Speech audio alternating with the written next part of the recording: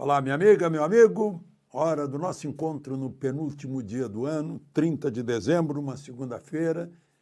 Em 30 de dezembro de 1898, nascia em Natal um pensador eclético, Luiz da Câmara Cascudo. Hoje tem lá, para quem quiser visitar, a casa que foi dele.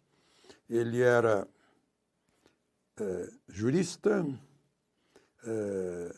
professor de Direito, antropólogo, está lá a Faculdade de Antropologia, tem o nome dele, na Universidade Federal do Rio Grande do Norte, jornalista, folclorista, fez o dicionário do folclore brasileiro, radialista, um dos pioneiros do rádio em Natal, uma figura ímpar. Ganhou o prêmio Machado de Assis, da Academia Brasileira de Letras, e o troféu Juca Pato, da Associação Brasileira de Escritores. Luiz da Câmara Cascudo. Eu fui colega de um filho dele, na Manchete. E ele nasceu no mesmo dia em que nasceu meu pai, só que meu pai nasceu em 1913. Bom, e estamos nos aproximando do dia 31, Corrida de São Silvestre, em São Paulo. Largada e chegada na Avenida Paulista, na frente da Fundação Casper Líbero. O jornalista Casper Líbero fez a primeira corrida em 31 de dezembro de 1927. Esse é a 99ª edição da corrida. Não teve na época da tal pandemia, né?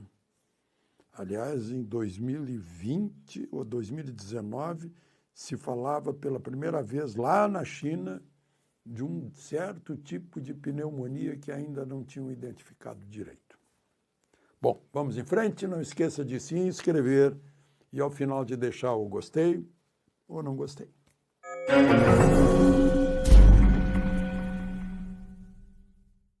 Ontem eu falei do artigo 53 da Constituição, que diz que deputados e senadores são invioláveis por quaisquer palavras.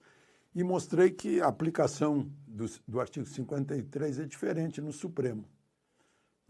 Quando é queixa de Michele Bolsonaro, que foi acusada pela deputada ou deputado Érica Hilton de furtar um cachorro, né, que ela achou na rua, chamou o dono e entregou para o dono, né, isso foi arquivado, porque, afinal, a deputada poderia dizer o que quisesse. É garantido pela Constituição. Só que o Daniel Silveira não pôde dizer o que queria, né? Ele fez injúrias, ameaças ao Supremo, mas está lá escrito na Constituição. Maneiras diferentes. Agora, o advogado da cabeleireira Débora Menezes, é Menezes a Débora? Não, desculpa, é Rodrigues, que escreveu na estátua de Temis, a estátua da Justiça, no pedestal, escreveu com batom, perdeu Mané, esse grande crime, armada de um batom, parece que é um objeto incendiário, algo assim, que está lá no processo. Ela já está há quase 15 meses na prisão e distante dos filhos, tem um filho de 6, outro filho de 9 anos. E o advogado dela lembra que o sujeito que fez uma fogueira de pneus na estátua de Borba Gato, o bandeirante Borba Gato, lá em São Paulo, foi condenado a 3 anos, 1 mês e 15 dias, mas foi só prestação de serviços à comunidade. Muito mais grave, tocou fogo numa estátua. É diferente de escrever com batom que logo lava, né? É o direito comparado, né? Como se aplicam as mesmas regras, as mesmas leis para diferentes pessoas. Pois é. Eu vi agora, né, eu falei do cachorro,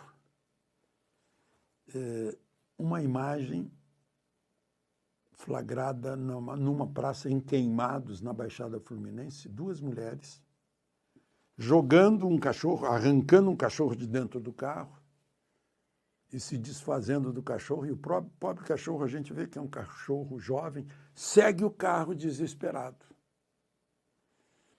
Felizmente, a placa está lá para quem quiser ver. E certamente a polícia vai ver a placa. Eu fico pensando qual é o caráter, quais são os princípios, como é o coração, o cérebro de duas mulheres que fazem isso, com um cachorro alegre, feliz, jovem, que queria ficar com elas. Certamente foi criado com elas. A minha neta, lá na Avenida das Américas, estava de moto, ao lado de um carro que parou no sinal quando viu jogar um cachorro para fora. O cachorro está até hoje com ela. Né? E assim a gente vê muito. Eu estou falando sobre a humanidade. O que uma pessoa tem dentro de si que faz isso? Um animal que está convivendo com essa pessoa. Não? Só para registrar. Bom, ainda falando de justiça, a Justiça Federal Argentina expediu mandado de prisão contra Daniel Ortega, o ditador da Nicarágua, e sua mulher Rosário, que é a vice-ditadora, e mais gente do poder sandinista. Mandado de prisão internacional.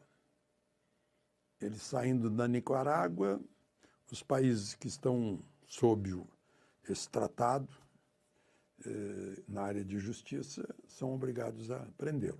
Assim como o Putin não veio no G20, porque havia um mandado de prisão, né? Isso pode acontecer lá com Daniel Ortega. Foi um advogado, professor de Direito da Universidade Federal, da Universidade de Buenos Aires, o advogado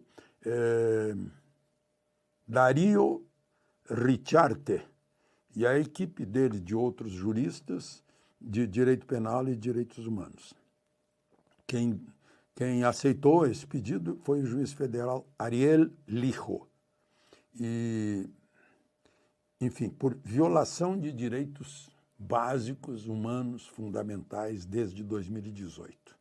Só para lembrar, a Justiça dos Estados Unidos também fez isso em relação a juízes da Venezuela, chefe do Tribunal Eleitoral, do Tribunal Supremo, chefe da Polícia Bolivariana, Guarda Bolivariana, etc.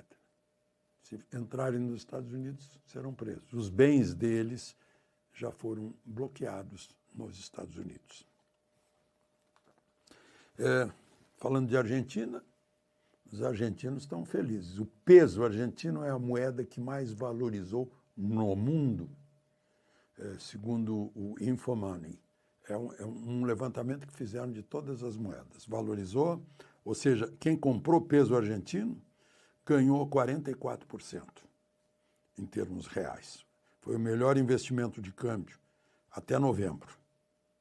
O real perdeu 10%. É mais ou menos o dobro da inflação.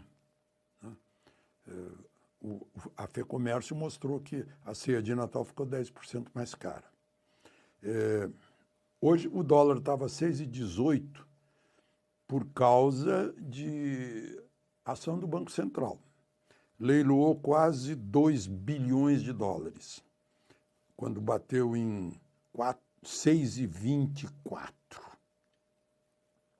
Estou vendo aqui que as reservas do início do ano para cá diminuíram em 36 bilhões de dólares. O dólar era 4,90 em janeiro. Teve uma valorização de 26%. Ou seja, o real perdeu para o dólar em 26%. Falta de confiança. Não adianta oferecer dólar no mercado. Todo mundo compra, porque quer transferir patrimônio do Brasil.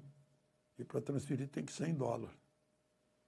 É uma pena. Eu acompanhei o real. Aliás, dei o furo do Plano Real. Fui o primeiro a dar. Promessa do então presidente Itamar Franco, que cumpriu a promessa. Botou o ministro Fernando Henrique para me contar como era o plano. E o plano funcionou. E agora até isso vamos perder, não é possível. É uma tristeza. A moeda é um bem nacional. Bom, falando de novo da ponte que caiu lá no Rio Tocantins, todo mundo já considera que foram 17 mortos, inclusive crianças. Uma ponte com 64 anos e que estava sem manutenção. Tremia toda, se afastava, até que caiu. E aí, uma das pessoas com quem eu converso todos os dias, aqui pelo YouTube, o Arno Veit Júnior,